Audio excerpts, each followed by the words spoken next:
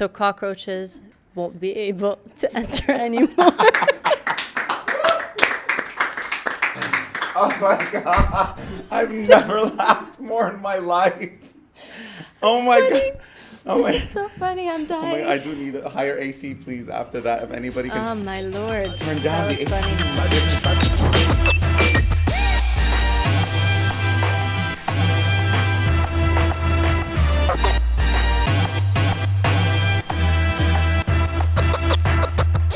You are listening to our podcast, Wingman Flirting with Life, sponsored by the Dubai-based community brand Monkeys Everywhere. I'm your host, your wingman, Raed Saade.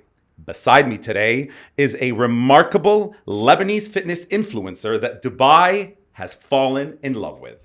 She is building an expansive community and serving as the beacon of motivation for many. Winner of the Arab Women Award 2020 and the MENA Fitness Influencer of 2022. So she can make you skinny, but she can also make you fat with her new ice cream brand, Mama Booza. She's here to give us an Amuse-Bouche. It's Tracy Harmoush. Welcome, Tracy. Thank you. Fun intro. I love it. You love it? Mm-hmm. I wrote it. Yeah? I thought he writes everything.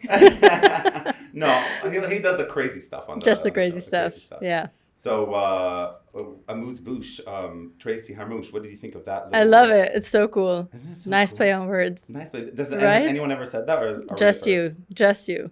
We're amazing. But you know what's funny is the juxtaposition between the fact that you're the best influencer for fitness and you have an ice cream brand. So Correct. you make people skinny. Correct. And you make people fat. Correct. So how did that come about? And I make people balance. That's the key. Wow. It's not a one size fits all, right? This So I is should how- do that. That's when That's for nuggets of information, moments that are amazing moments. right? So am I supposed to tap it or you'll be tapping it every time I say anyone- one? This is your home. Okay. Do whatever you want. There All are no right. rules. Cool. So Cool. I just tapped it right now because I'm here for balance. And it's important. Balance is important. Yeah. Why is that important to you? I mean, I don't think being extremist in one thing is never sustainable. You could eat all the lettuce you want, you can train in the gym all you want, but if you don't have a balance or like a gift to give yourself, whether it's a good holiday, a good pasta, a good ice cream, then what's life about, right? It shouldn't just be one-sided, one version, one extreme. I love that. I was wondering what you're gonna say when I told you that.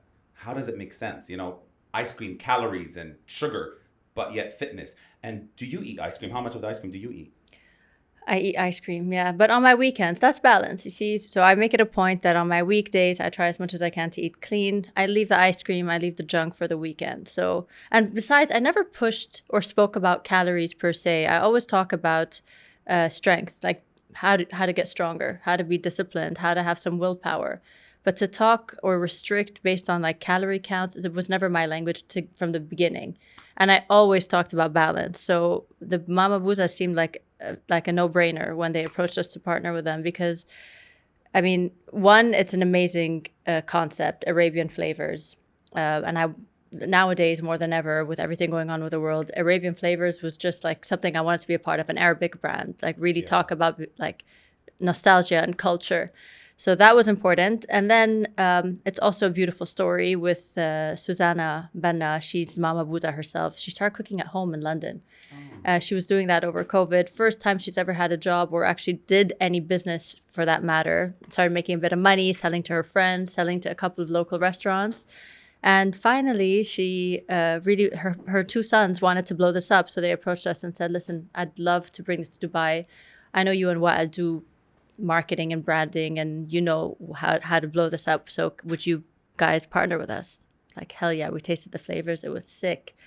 So I also tasted the flavors and I swear to you, one of them tasted like the mousse au chocolat that my mom used to make. everybody says that. I'm serious. I was just like, it just brought me back. And I know that we have a certain like recipe for that in Lebanon. And it brought me back the nostalgia and the ashta. The ashta. So good. So good. I mean, the chocolate, you're talking about the dark chocolate. And a lot of people have resembled it to the mousse au chocolat that we know as Lebanese as well. Like back in the day when we used to have it in Lebanese restaurants.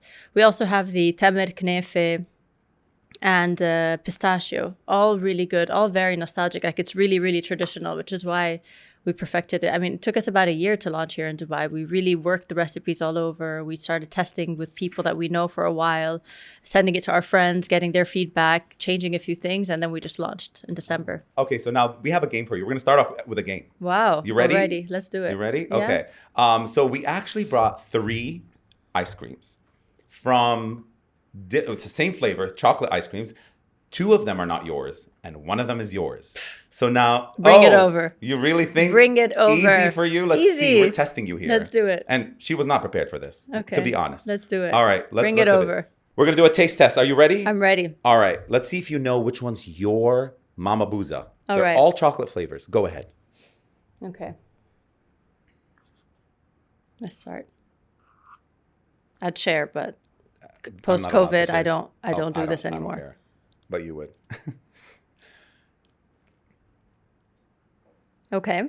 What is this? Oh, you still have to taste it. Yeah. Okay. I'm not going to say anything until I taste the rest. All right. Definitely from texture, this is not mine, 100%, and from color. Those are some big spoons. I love it. You've got an appetite for such a fit girl. Ice cream brand owner over here.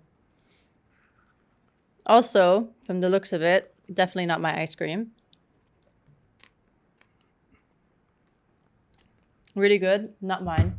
Mine is dark. The first one's mine. Was Okay, this the open. first Let's one? see if you're right. This is the first one.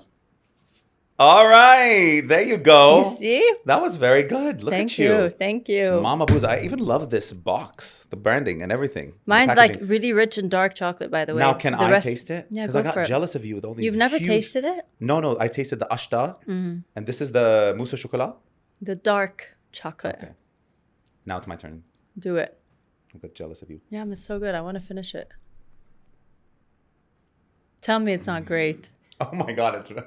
It really is amazing. No, And I've been on a really, diet it's for a long amazing. time now, so this like hit me. Like it just hit the right spot. Oh my God. It's so good. This is a commercial for Mama Booza. Mama Let the brand Booza. show. Let the brand show. Fingers off the branding.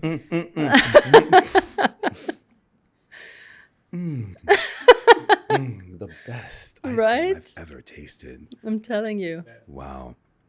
Thank you. Thank you. And as he interrupts my moaning.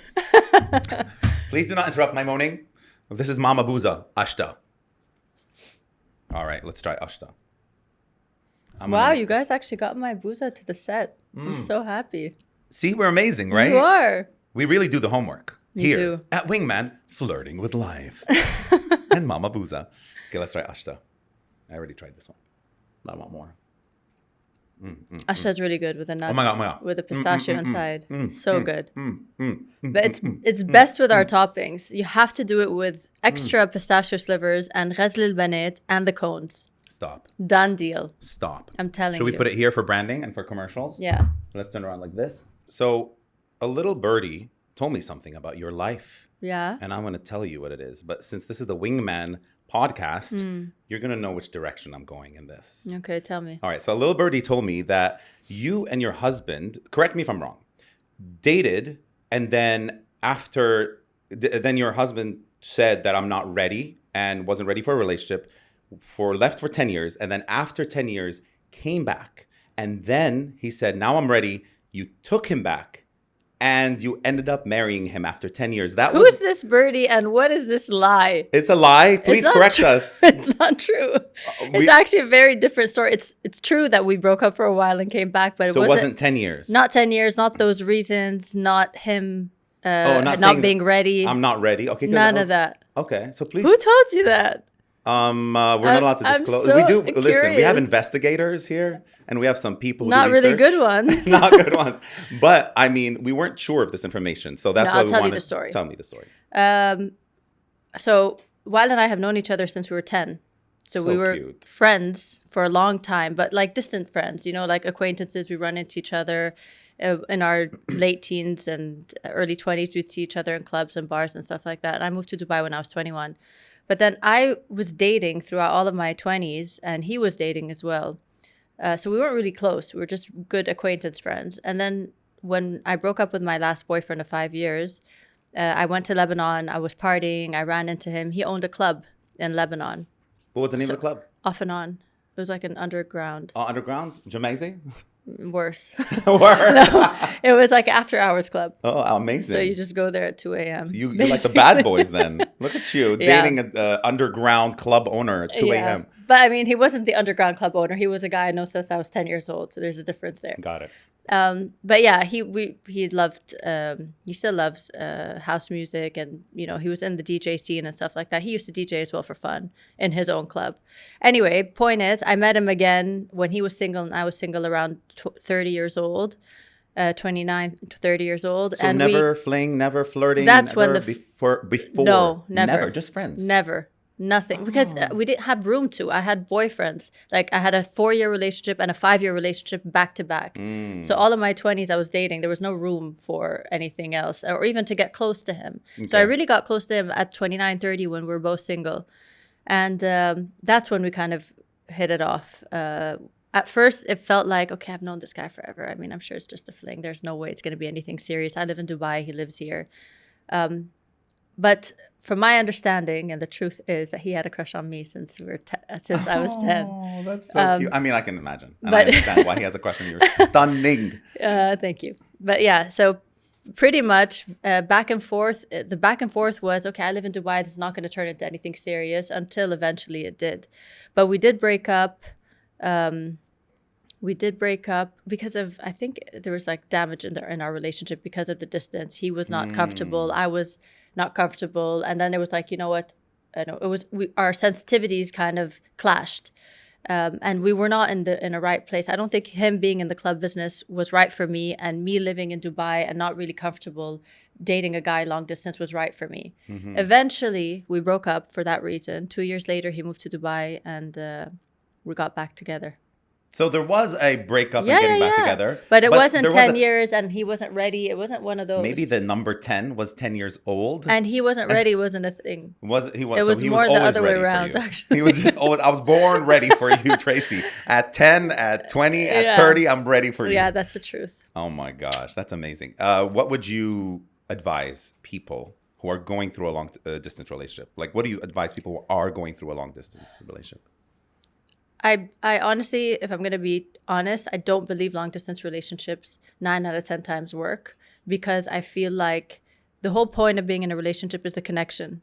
It's the everyday, the touch, the sweetness, like holding hands or talking or just catching up or lying down watching TV.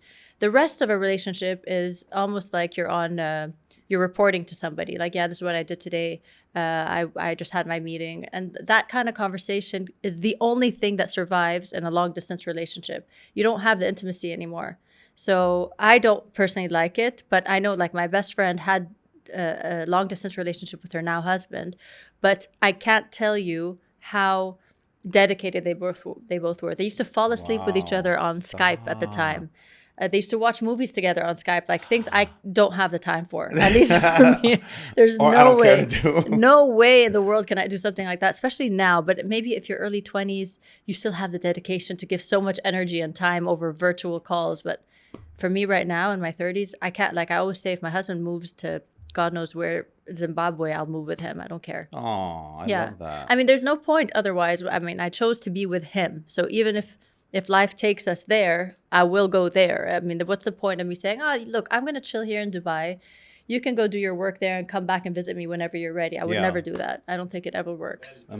Amazing. Yes. There you go. Bell. Oh, bell. I thought bell of the ball was a bell, please. Bell. Definitely requires a bell. And yeah, how long have you guys been together?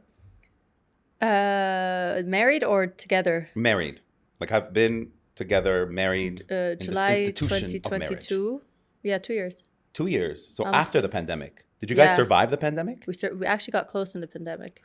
Yeah. So that time we got back together, it was it was like 2020. That's when we got back together, and we had broken up for a stretch before that. Oh, you know what? I have this theory that people who've been together for a long time and they've been dating, and then they get into the pandemic. I think it challenges them. It's very challenging.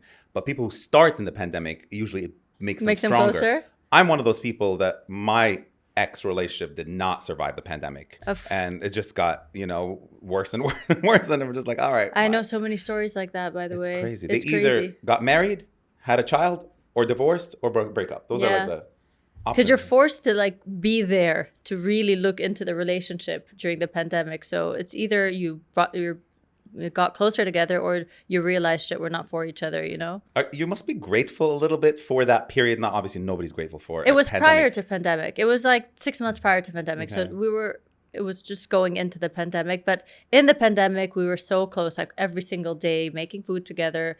It was a brand new restart for our relationship. So we got lucky.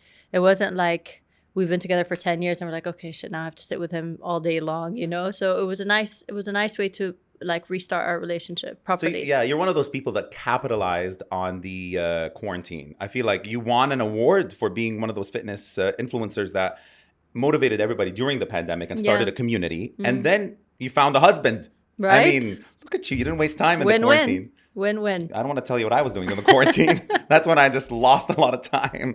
Okay, I'm going to give you this is a scenario, okay? This is a game scenario, and this is hard hitting. Okay.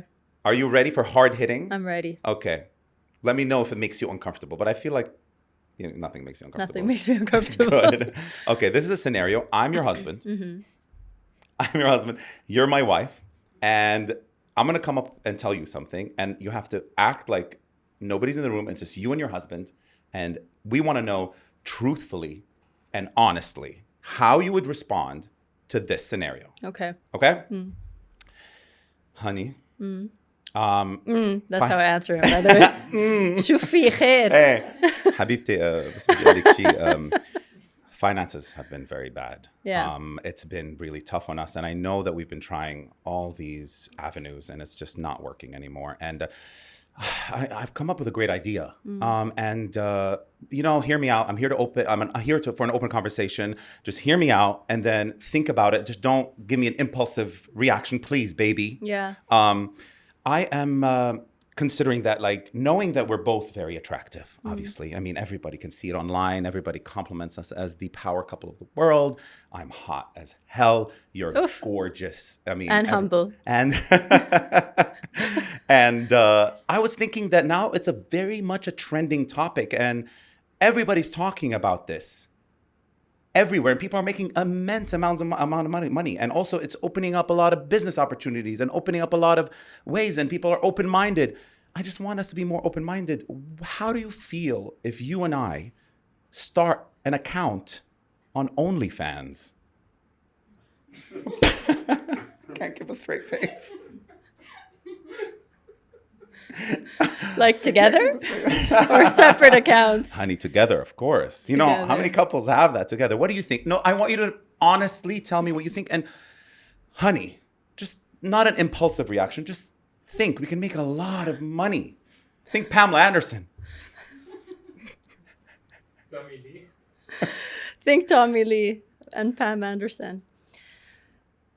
Listen, baby. Yes, darling. While I know that we may be going through a financial rut, I don't think you've visited my uppercut recently. Ooh, girl!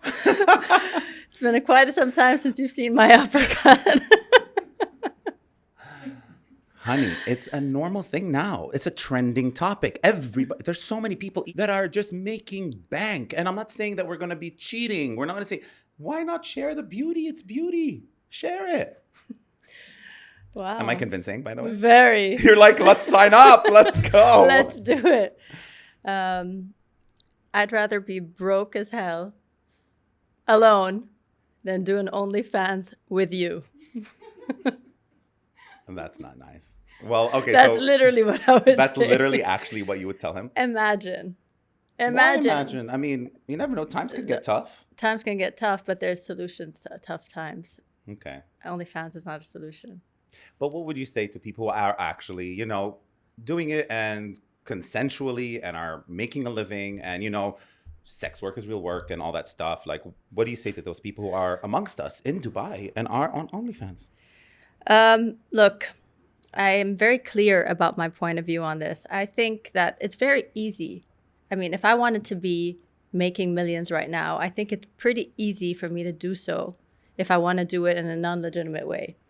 It's not difficult to take my clothes off and to make some cash. Super simple. I could literally say, guys, I'm going to take my top off for $1. You can find me on OnlyFans, and then how many $1 can I accumulate? I think 4,065,000. Okay, it's quite easy. That's but $4,065. So the idea here is, if you think that that's not going to catch up with you in due course, you're having a good time, you're making some cash right now, it's okay. I mean, what's the harm? Eventually you'll get married. Eventually someone will settle with you. That's not going to happen very easily for you in the future. I think that when you lose your values and you sell your soul, which is, I think, what pretty much OnlyFans is, you're taking the easy way out. That will bite you in the ass. I don't believe that there's any high value man that will want to date a woman that is a not high value woman, and that every other man was able to share her body online. So I think stuff like that bites you in the ass, and it doesn't only go for women, it goes for men too. I mean, I've seen and I come across a lot of men on Instagram. I don't know what they're like. Why do you have to cook like that? Why do you need to look like that when you're cooking? I don't get it. It's like the most cringe thing in the world. You're not the targeted audience. I'm not the targeted audience. It's one of those things, and I said it to my friends. I'm like, oh my God, I can't even finish the video. Please look, please look. And then she's like, why the fuck are you sending me this? It's so nasty. Oh my God. I'm consuming that content, sadly, but that's not for you, I guess. Yeah, I'm telling you. That stuff is just, I mean, I find it, more than anything, I find it a bit sad that you have to...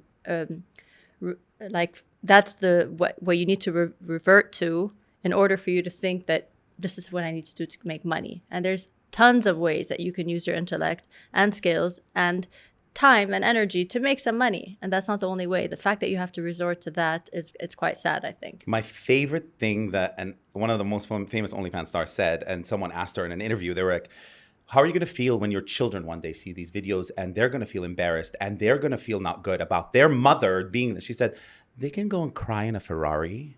And they can cry in a mansion. But then it depends on what your values are, right? Because clearly to her, it is much more important to get the Ferrari than how she got the Ferrari. That doesn't matter. To me, how I get something is much more important than what I get at the end of it. Hey, man, you get an applause for that. Well done, well done. That was just the cherry on the pie right there. You just really tied a bow on that at the very end. Well Thank done. you. That was amazing. But seriously, we researched a lot of things about you. And we researched about a lot of guests. And sometimes we find like gossip and we find juice and we find like, oh my gosh, we can't say that. And no, we shouldn't say that. We didn't find anything about you. No juice, no gossip, nothing. Because I say everything. I'm actually a pretty open book on my platform. Really? I am. I talk about everything. What is the most like controversial thing you've posted or spoken about on your podcast, or that you feel like was public, that you did that was public, like controversial? Honestly, a lot of things I don't find controversial because I'm pretty open-minded and I'm an open book. But I notice in this region, a lot of people find things controversial. Something as, I mean, I would even name them because for me, they're not controversial, but talking about, I don't know. I mean, all the way from my egg freezing journey, I remember so many people saying like, what are you doing? Haram, how are you doing this? I'm like, what? Like, it's just a lack of education in many ways that people don't understand the basics of, you know, being open and clear. And it's okay. Everybody can have a choice. Women, I'm like, another controversial thing is my take on feminism and versus like first wave feminism versus third wave feminism. Okay, you need to explain that to me. So you know first wave and third wave? No, can you explain that to me? Really? Oh, really? Okay. First wave feminism is how feminism started way back when. Women want equal. I mean, women were pretty much jealous of men. That was how it was. And they wanted what men had. Like, I want the opportunity or the chance or the shot at equal rights, equal votes, equal intellect. We can have same opportunities. And that's what the fight was. But right now, the fight has become just to demonize men and emasculate men and for women to kind of be superior to men. They teach this constant rhetoric of how you're supposed to hate men and the patriarchy and so people have become paranoid and crazy with this patriarchy, like, oh my God, everything's about the patriarchy. And I can't, I'm so over it. I think first wave feminists would be very ashamed of what third wave feminists are talking about right now. And people should just cool it and realize that we are different. we can have a choice now. You don't need to force women into believing that you need to do it all. You need to be a boss woman and you need to be able to have kids. And if you make a sandwich for your husband, then you're no longer a feminist. I mean, I like to make a sandwich for my husband. I like to take care of him. What's the big deal? And if I'm no longer considered a woman empowered because I like to nurture, then there's a problem there. How are we having the same rhetoric that we no longer should be taking care of men or falling in our feminine energy just because we want to push this narrative of, you know, feminism. So I talk about that quite a lot and people don't like it. But I mean, I love it. Of course, I'm a feminist all the way. I mean, it's all about equality. But we're all feminists. Of course. But this new version of feminism is not feminism, correct. In my opinion. That is not feminism. I always think when it comes to these protests and revolutions and all that with these topics, I feel like it always has to get worse to get better. Yeah. And I always feel like they wanted to push, and I think it's very important, the work that has been, that they're doing. And there still is work to be done. There's many areas and categories of places and industries that need more work. But look, talk about this, for instance, OnlyFans. You're telling me this whole wave of like women thinking that it's empowering to take your clothes off is they're using feminism like as a under the feminism umbrella. Like, I could take my clothes off and nobody can tell me what to do, and this is empowering because the less I wear, the more empowered I feel. Why? I mean, are you joking? Is this really what you're going to call this feminism? This is not in any way in your favor. If you're taking your clothes off in public and you're calling this feminism and free will and I can do whatever I want and no one can judge me, that is not the same thing as what real feminists were fighting for. That's my point. Nice. Thank you. They love everything you've said. Look, you're giving yourself a bell. You're like, not me. I believe in the choice. I believe in equality. And also, I'm so pro, obviously, body positivity. I'm also pro sexualizing yourself and being comfortable in that. But the thing is, if that's the choice and the route you want to take, you should be able to, and no one should stop you. And there shouldn't be different standards. Like, when men act in a sexual way, they are judged in a different way. And when women act in a sexual way, they're judged in a different way. And that does not fly with me. Okay. I will never fly. That will never fly with me. So when men act in a certain way, I guess society can judge it differently. Personally, I find men that sleep around as crass as women that sleep around. Personally, I think you just devalue yourself. You're exchanging energy unnecessarily. And I think it really weighs heavy on people's souls if you're constantly looking after one after the other. I don't believe it's healthy for the human body, not just for a man or a woman. But that aside, and personally, a guy that doesn't have values and that dates anything that walks and that has like boobs, I mean, I would never be attracted to personally. I like a man that has standards. I like a man that can go to a bar and like hang out with the guys and doesn't have his eye out every second to be like, okay, wait, I need this girl, I need that girl. Like it kind of gets lame at some point. Yeah. It's nice to have some poise for both men and women. It's actually attractive to have some poise, you know? And then when the time is right, hit on a woman, that's fine. But like on every occasion, that thirst, that lust, I think it's not attractive. So that being said, it's okay. It's fine. It's a live show. We're good. Yeah. Yeah. So that thirst and that lust, I don't find it attractive on both parts. But to say that people can wear whatever they want and do whatever they want, of course you can. But do not cry wolf when you eventually decide I want to settle or I want to go for a high value man. And then he's like, I don't know. I mean, if everybody was able to share you and there's no real intimacy with you and I'm not comfortable with that. And that doesn't mean that I'm saying you cannot date. I mean, I've dated before I've been married. That's totally fine. I just don't like the loose dating. I don't like. That's fair. I mean, of course, that's fair that you don't like that. I mean, of course, but the beauty of it is for us to have the option to be able to. My quick question before I go to the next game, because I just want to ask you this question. I'm just curious because you have been brought up in a more conservative country, and I think Lebanon, and you were brought up in America for a little bit? Yeah, I was born in the U.S. and I left when I was 6, back to Lebanon. But you were brought up majorly in like more conservative Lebanon and Dubai. Yeah, but I wouldn't say conservative at all in Lebanon. We're actually very open. I mean, in Lebanon at least. And I moved to Dubai when I was 21. So I've always had, I think because my family was very open, my choice was I choose to have values, and I choose to have value for myself. I think sometimes when it fires against, I mean, it plays against you when you're very strict with your kids. Maybe you don't allow anything. I mean, I've tried my first beer at like 12. I mean, I've had with my dad from my dad's bottle. So it was just kind of like, you know, whatever. I mean, so I never really wanted it. It's all like, it wasn't taboo. I need to go drink. I need to hide these. I mean, it was never taboo. Even with boys, like my parents were not strict about, you're not allowed, you can't. But I chose not to date anybody until I was 18, my first boyfriend. Yeah. Before that, I mean, I'm like, oh, I don't know. I was uncomfortable personally. But I'm all for being yourself, being comfortable, enjoying life. But I just think you can do that while still valuing yourself, both for men and women. So before we go next, I just want to ask this one question. Yeah. The question is, do you judge women that have many partners, or that have a high body count, or that are just enjoying the sexual part of life and having a phase? I don't judge. I 100% don't judge. I totally understand why women do it. And I think most of the time, and I know some women are going to say, yeah, but I don't care. I can do it without caring. I don't believe women can have sex detached from emotion. I don't believe it.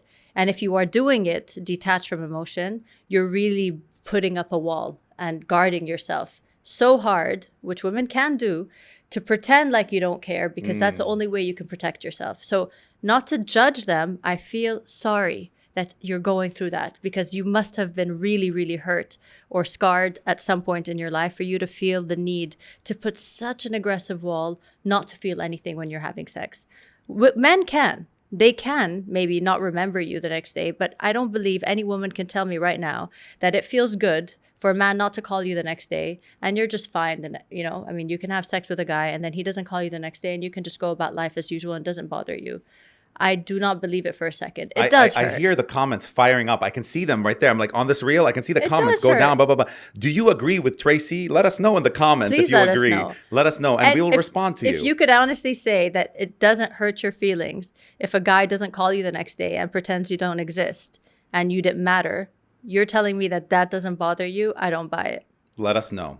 So now we're going to go on to another game. And this is a fun game. So I watched your Instagram, okay? And I just love how inspirational and motivational, and that's so not me. Like, I mean, I love how you do it, you know? I can't sit there and like seriously like inspire. I feel like comedy is where my comfort zone is, and also like goofery and stupidity, and just that's where I feel comfort, and also I'm good at it and I love it. Yeah. But you, I feel like, have a different magic to when you speak. Maybe it's also because you're stunning to look at and everyone just is mesmerized by you. So this little game, we have two different phrases. Yeah. Okay. And they are really stupid. Okay. Really shitty phrases. But your job is to say them in the most convincingly motivational way ever without breaking character. All right. Am I looking at you or at the camera? You're looking at the camera, but this is a reel. So you're going to look at the camera and you are going to say these stupid phrases in the most convincingly motivational way. All right. Remember, you're not just a slice of pizza. I'll get it. Okay, hold on a second. I've got this. You can do this, Tracy. Come on, give us a real motivational. Okay, I want to read it so I can know what I'm waiting for. What the fuck is this? All right. Remember, you're not just a slice of pizza. I'll do it. I'll get through it. Last one. Please, serious in the room. Seriousness. Thank you. Okay, I've got this.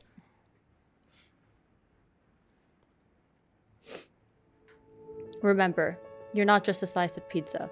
The whole darn pizza pie. Rise above the crust of doubt and cheese.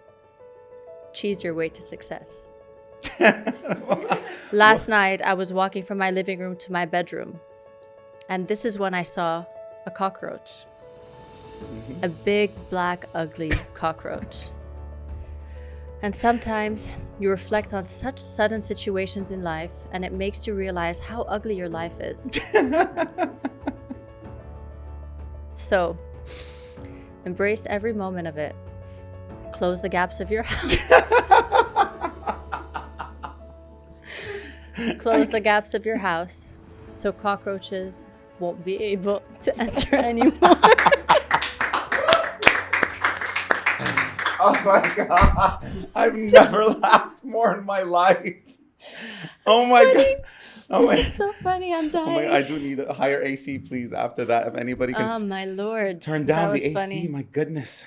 Oh my God, that was so funny. But seriously, you can sell anything. Right? My gosh. It's eye contact. Look at you. It's eye contact. It's eye also contact. the soft-spoken voice and the seriousness. My voice is so loud and obnoxious. No, don't say that. Habibi. Oh, I thought there was a compliment there. That was just a backhanded compliment. So since we're on this like game, like fun thing, I have another stupid thing for you to do. Tell me. You ready for stupid? Let's do it. Okay. My other idea for a game for us is, first of all, to motivate and promote everybody to do fitness, because that's important. That's important. And movement is important. Mm-hmm. And tell me why. Before we start this next game that's all about movement, tell me, why is movement important to you, and why do you think it's important to continually motivate people to move? Movement is important not for aesthetics. I mean, that's short-sighted, short-term goals, and not everyone cares about a six-pack. That's what I came to realize. So using that rhetoric probably is not a good sell.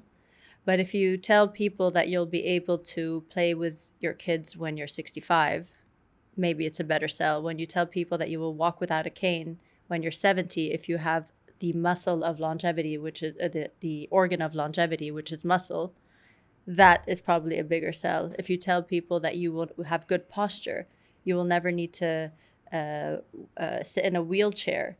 Your bones would be stronger because they're supported by muscle. And it's all for the long-term game. Think big. I think that is something that people are much more afraid of. I don't want to walk with a cane. I don't want to be dependent. I want to make sure that I'm strong and fit and I can go and retire on a beach. I don't need to retire on a sofa, stuck on a sofa watching TV. I can actually go and surf maybe when I'm 70 or 65. For me, that is so much more important than the aesthetic of being strong. So move, guys. Move. She said it. Tracy Harmoush. There you go. Well, that's a really good soundbite. Really good one. All right. Are you ready to continue the rest of this podcast in a plank form? The whole podcast? No, we're just gonna do a plank. I think you and I. Should we do? Because honestly, I'm gonna embarrass myself. I know you're gonna whoop my butt. Correct. Rude. First of all, true.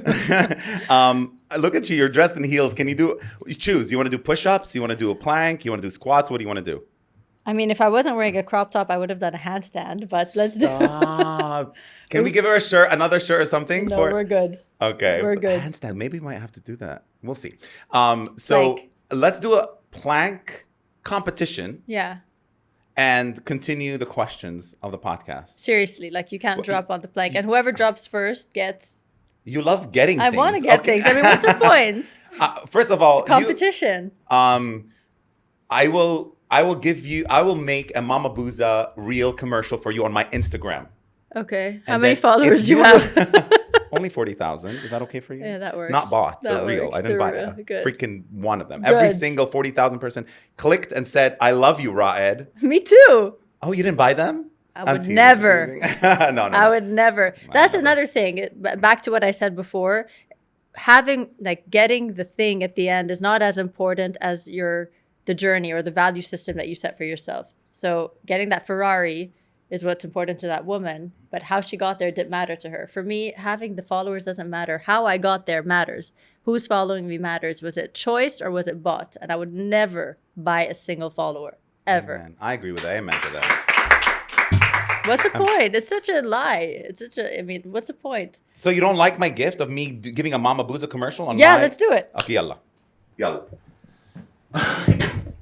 All right, 1, 2. Oh, like that? Mm-hmm. All right. Well, you want to go on your elbows? It's fine. So, butt. How are we straight? How's my butt and how's her butt? Because it's only fair. When your butt's higher, right, Tracy? It shouldn't be high. It shouldn't be like this. You have to be in a straight line. Straight line. Yeah. Okay, I'm already shaking. Yeah. Okay.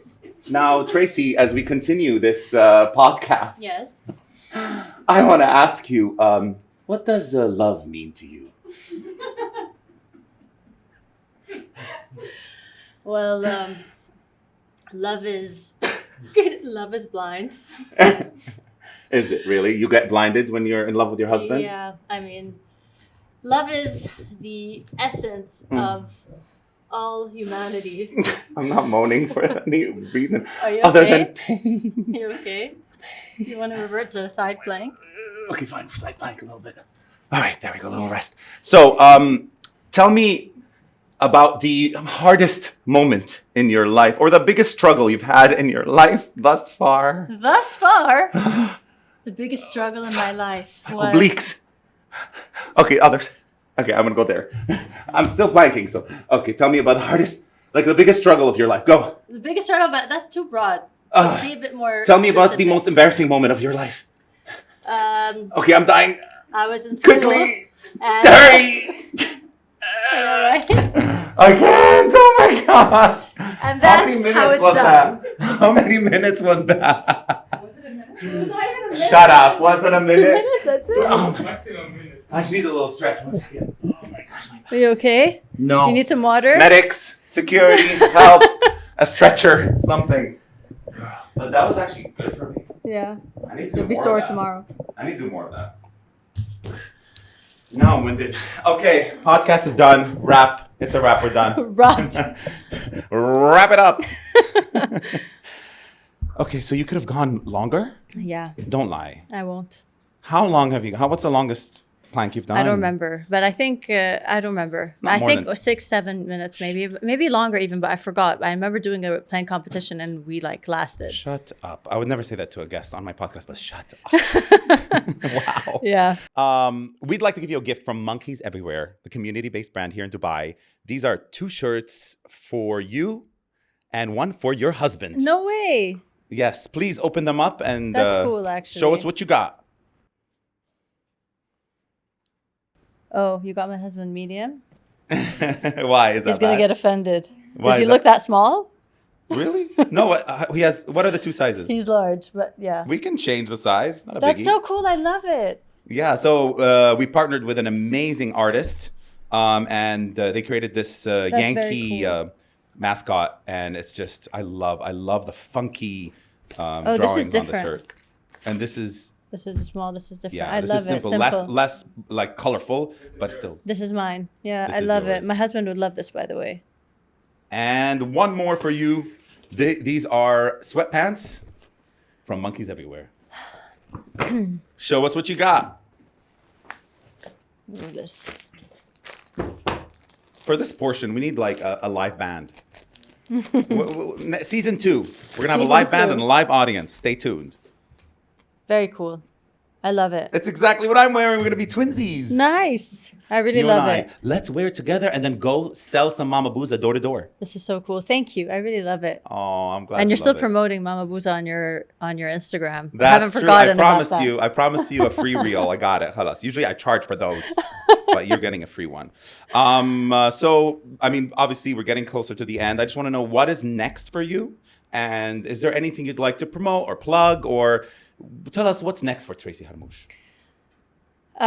What's next? I am working on a few things around mental toughness. So I know I do a lot of fitness stuff with the app, but I'm drifting further away from only fitness because I realized that a lot of the lessons I learned for career and discipline and, Mama Booza, it started with fitness for me. That's where I learned a lot of mental toughness and discipline and keep pushing through difficult times. So I'm using all of that into like a program that I'm creating, not only fitness, but also for willpower, discipline, and how to find your center. Oh my God, that's a good work. Like on a real serious note, obviously, thank you for that work. It's important. I think it's always important to spread that beautiful, positive energy. Thank you. And you're really doing a great job. And at of course, Mama Booza. We're still working on that, so we're very happy. And we're still going to do the door-to-door sales, right? Yeah, man, for How sure. funny would that be? It would be Just you and I great. just knocking on some randos' doors and they're being like, Hello. "We'll do like a Boza from Mama." It'll be great. So to end, just want to say again, thank you so much for coming. Thank you so much for being so gracious to let us play games and to talk about crazy topics, about love and dating and controversial topics. And obviously, you've been a great guest. And before we end, we just want to say that good energy is contagious. Go out and spread it. Thank you for watching. Thank you. Bye-bye. Very nice, guys. I love it. What a fun podcast, really. خلصنا.